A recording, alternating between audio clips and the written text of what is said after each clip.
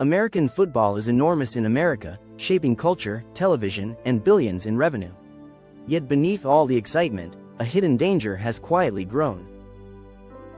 The NFL sits at the top of this empire, dominating American entertainment every week. But behind its success lies uncomfortable truth.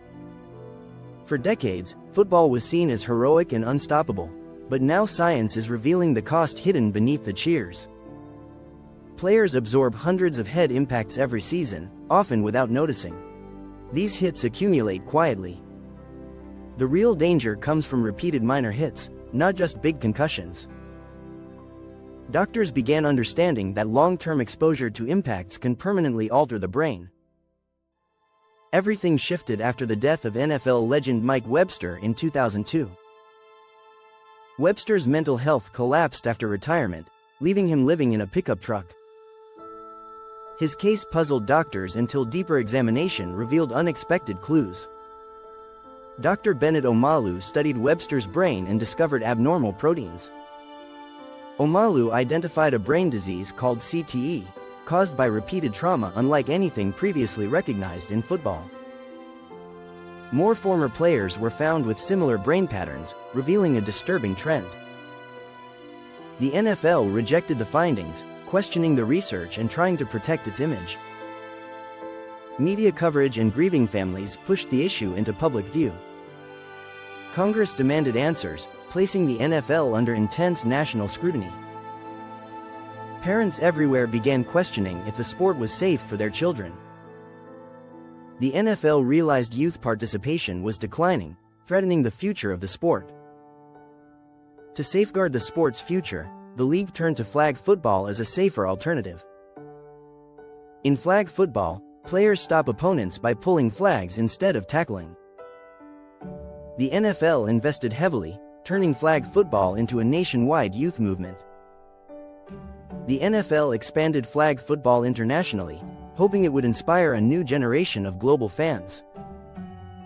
A major breakthrough came when flag football was approved for the 2028 Olympics, giving it global legitimacy.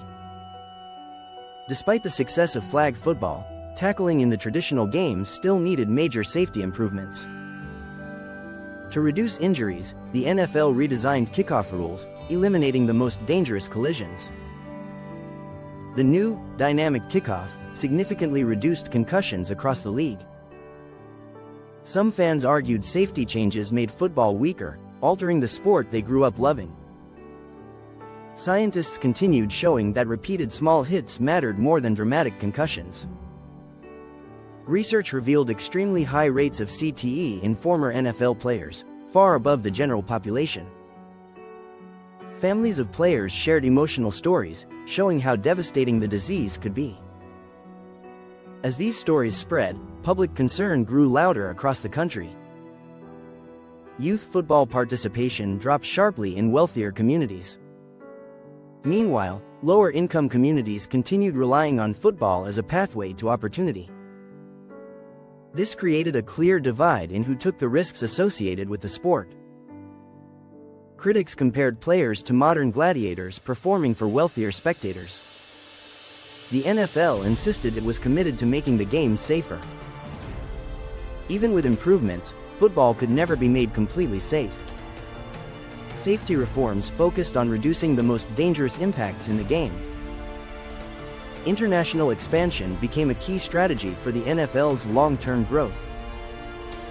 London games drew massive crowds, building an unexpected overseas fanbase. Germany embraced American football even faster, surprising the league. The league added games in Brazil, Ireland, and Spain as part of its global expansion strategy. These international markets helped offset concerns about declining youth participation in the U.S. Meanwhile, at home, the Super Bowl continued breaking viewership records every year. Despite rising criticism around player safety, NFL revenue continued to grow rapidly. Still, conversations about long-term brain trauma refused to disappear. New studies revealed CTE even in young players, intensifying concerns. Families shared emotional stories of how the disease changed their loved ones. public pressure pushed the NFL to invest more in scientific safety innovations. Helmets prevented skull fractures but couldn't stop the brain from moving during hits. Even with improvements, risk remained built into football's foundation. Former players began speaking openly about their mental struggles, revealing the real human cost behind the game. Many said their symptoms started quietly, memory problems, mood swings, and gradually grew worse. Their testimonies shifted how the public viewed football's dangers. Medical experts warned that even small hits could accumulate into lasting damage. Technology helped reduce injuries, but no equipment could fully eliminate risk.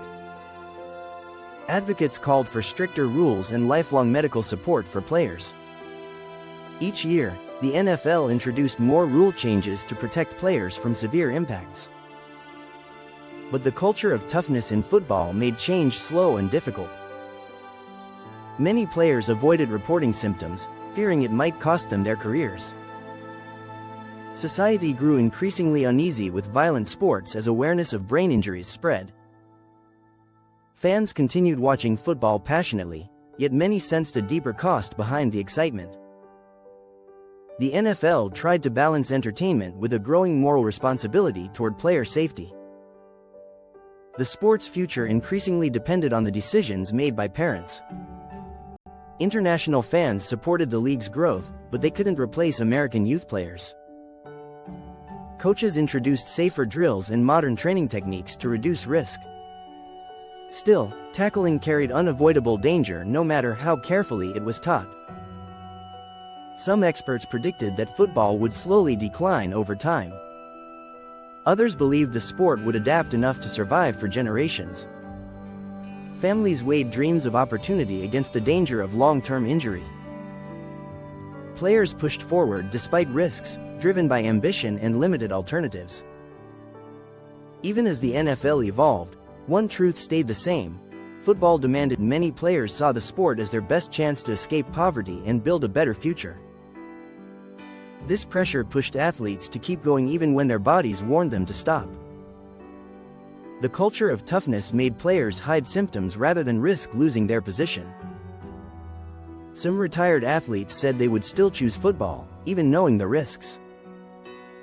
Others felt the sport took more than it ever gave them. Their stories highlighted the growing divide between football's thrill and its consequences. Despite everything, the NFL remained a cultural powerhouse shaping American identity.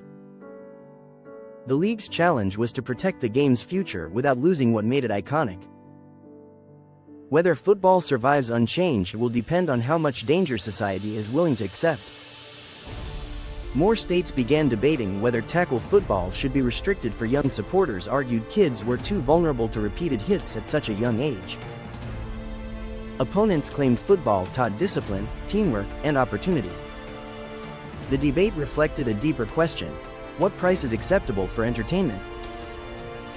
Even with new rules and awareness, football's violent nature could never be fully removed. Yet millions continued watching, proving the sport's grip on American culture remained unshaken. The NFL strengthened safety policies, but the most difficult challenge was changing attitudes. As more stories surfaced, society confronted uncomfortable truths about the cost of the sport. Football's future depended on finding a balance between risk, culture, and the love of the game.